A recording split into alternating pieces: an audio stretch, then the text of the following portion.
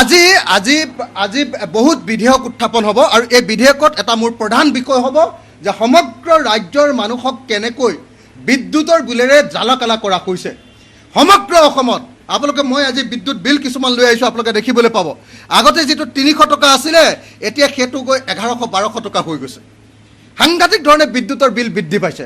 গতিকে এটা ভয়ানক পৰিস্থিতিৰ সৃষ্টি হৈছে আৰু সেইকাৰণে বিদ্যুতৰ এই বিদ্যুৎ বিভাগৰ APDCLৰ এই উপদ্ৰৱ বন্ধ কৰিবৰ কাৰণে আমি সকলো সাজু হ'ব লাগিব।